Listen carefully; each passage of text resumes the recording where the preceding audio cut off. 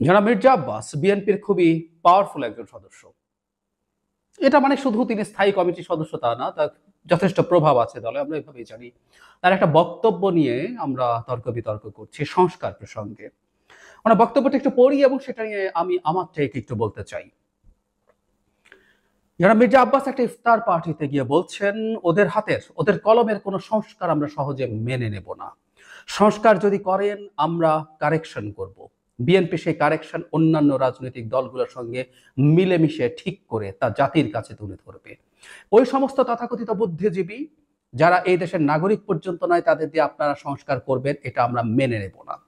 তিনি বলছেন আমরা চাই নির্বাচনের জন্য যতটুকু সংস্কার দরকার ততটুকু সংস্কার করে নির্বাচন দিন, নির্বাচনের পরে যেই ক্ষমতায় আসুক তাকে আমরা সালাম দিয়ে মেনে নেব, কোনো অনির্বাচিত সরকারের ব্যক্তির কোনো কথা আমরা মেনে নেব না।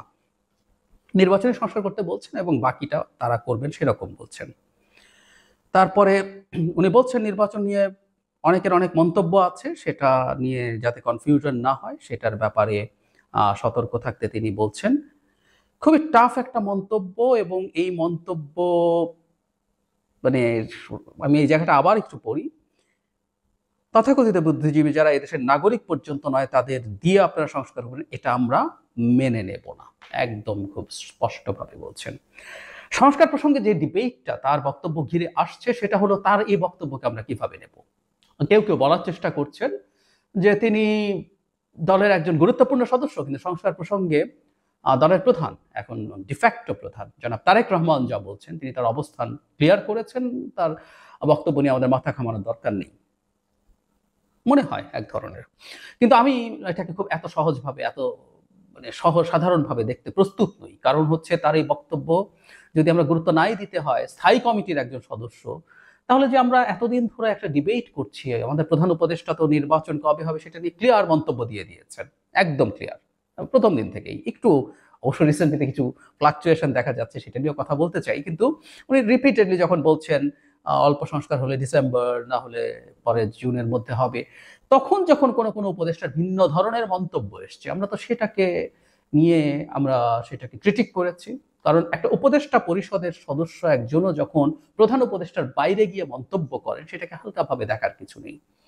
যারা মির্জা আব্বাস খুব ছোট পদের মানুষ নন, সবচেয়ে সর্বোচ্চ নীতি নির্ধারণী যে জায়গা স্ট্যান্ডিং কমিটি সেটার মেম্বার, তিনি বলছেন সেটাকে গুরুত্ব দিতে হবে। তিনি এমপি নির্বাচন করেন, তিনি মন্ত্রী হবারও সম্ভাবনা আছে, আমি জানি না, উনি অনেক আগে বহু বছর আগেও মন্ত্রী হয়েছেন, ঢাকার মেয়র হয়েছেন। So he is a very powerful person, কোনো সন্দেহ নেই। সুতরাং তার এই মন্তব্যকে সিরিয়াসলি নিতে হবে আসলে, এবং দলকে এই ব্যাপারগুলোকে কেয়ারফুলি ডিল করতে হবে। আমরা কি ধরনের সংস্কার নেব না নেব, কতটুকু না নেব, এটা নিয়ে বিএনপির একটা স্ট্যান্স আছে, এটা সত্যিই আছে। এবং এখন পর্যন্ত সরকারের দিক থেকে তো বলা হয়নি যে তারা জোর করে কোনো রকম কোনো সংস্কার চাপিয়ে দেবেন। আমি প্রধান উপদেষ্টাকে বারবার বলতে শুনেছি উনি কনসেনসাসের মাধ্যমে করবেন। নট অনলি দ্যাট, ডেইলি স্টারের সম্পাদকের সাথে একটা ইন্টারভিউতে তিনি নিজেদেরকে ফ্যাসিলিটেটর বলেছেন, ক্লিয়ারলি বলেছেন। এবং সেটা যদি হয়ে থাকে, আমি জনাব তারেক রহমানের সর্বশেষ যে অবস্থানটা দেখব যে দলের বিএনপির যে যৌথ সভাটা হয়েছিল সেখানে উনি আগেও বলেছিলেন এখানেও বলেছিলেন যে ৩১ দফাই শেষ নয়, এর বাইরেও সংস্কার নিয়ে তারা ভাবতে প্রস্তুত আছেন, সংস্কার প্রয়োজন হলে আরো কিছু যোগ বিয়োগ সংশোধন এগুলো তারা করবেন। এটা তো ফ্যাক্ট। ৫ অগস্টের আগে বিএনপি যেভাবে সংস্কারকে দেখেছে, ৩১ দফা নিশ্চিতভাবে একটা সংস্কারের জায়গা, কিন্তু এটা নিয়ে আমার ব্যক্তিগত টেকও আমি বলেছি বেশ কিছু ক্ষেত্রে এক ধরনের অ্যাম্বিগুইটি আছে, অস্পষ্টতা আছে, তাদেরকে সেটা ভাবতে হবে। এবং ৫ অগস্টের পর মানুষের এক্সপেকটেশনের জায়গাও পাল্টেছে। একটা সরকারকে যখন প্রচুর মূল্য দিয়ে, একটা রেজিমকে রক্ত দিয়ে, মাসুল দিয়ে, এর মধ্যে বিএনপিরও প্রচুর প্রচুর অ্যাক্টিভিস্ট আছে, এটা জুলাই অগস্টে তো বটেই, এর আগেও দীর্ঘ হিস্ট্রি আছে। সো এই জায়গায় দাঁড়িয়ে সংস্কারকে আগের জায়গায় দেখাও ঠিক হবে না। আমি তো দেখছি যে সর্বোচ্চ নেতৃত্ব সেটা দেখছেন। যারা মির্জা আব্বাসের এই ধরনের বক্তব্য দেওয়াটা আসলে সংস্কার নিয়ে কনফিউশন তৈরি করবে। আমরা এটা মানি বা বুঝি, যেটা আমি সবসময় বলেছি, দেশের আপামর জনসাধারণ সংস্কার ব্যাপারটা যে খুব বোঝে নট নেসেসারিলি। যে মানুষের দিন মানে নুন আনতে পান্তা ফুরায়, যে মানুষ এখনো টিসিবি ট্রাকের পেছনে লাইন পাওয়ার জন্য দৌড়ায়, এরকম একটা ভিডিও রিসেন্টলি আমরা দেখেছি, যে ঘন্টার পর ঘন্টা লাইন দেয় ২-৩০০ টাকা কম দামে পণ্য পাবে বলে। তার কাছে সংস্কার হয়তো খুব গুরুত্বপূর্ণ না, কিন্তু একই সাথে এটাও খুব জরুরি ব্যাপার। সংস্কার যদি হয়, যতগুলো সংস্কারের আলাপ আসছে সেগুলো সবচেয়ে প্রান্তিক মানুষটার জীবনটাকেও সুন্দর করে তুলবে, ভালো করে তুলবে।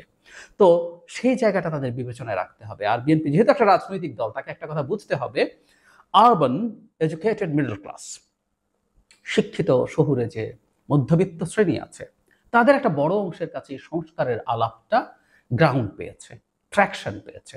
সুতরাং তাদের ব্যাপারেও তাদের ভাবতে হবে, কারণ দিনের শেষে সমাজে এজেন্ডা সেটিং এবং অপিনিয়ন মেকিং মূলত এই মানুষগুলোর হাত দিয়ে হয়।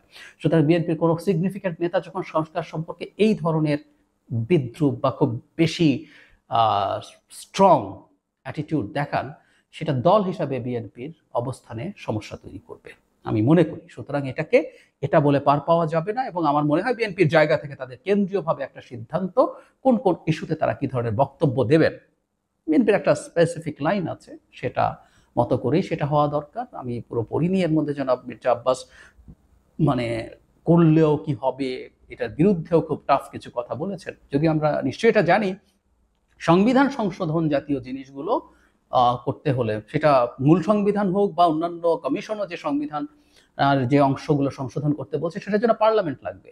কিন্তু আইনের পরিবর্তনের মাধ্যমে যে সংস্কার সম্ভব, সেটা চাইলে অধ্যাদেশ বা অর্ডিন্যান্সের মাধ্যমেই করা যায়। সুতরাং অন্তত এই সরকার থাকাকালীন সেটা হতে পারে, কিন্তু এই সরকার এমন কিছু করবে তা তো বলেনি।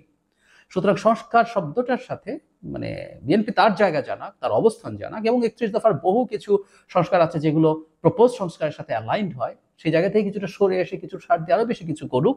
কিন্তু সংস্কার প্রশ্নে খুব টাফ মন্তব্য, ওই যে বললাম, অন্তত ওই শ্রেণীটাকে কেউ কেউ মনে করেন যে ভোটের কত পার্সেন্টেজ হবে, it's not that high, I agree. কিন্তু যে বললাম, এই শ্রেণীটা এজেন্ডা সেট করে, এই শ্রেণীটা অপিনিয়ন বিল্ড করে। সুতরাং বিএনপির সতর্ক থাকতে হবে, তার এত উচ্চ পর্যায়ের নেতারা এই ধরনের মন্তব্য থেকে বিরত থাকা উচিত, এবং তত না থাকলে অন্তত দলের সর্বোচ্চ পর্যায়ে থেকে ইনস্ট্রাকশন দেওয়া উচিত তারা যাতে বিরত থাকেন।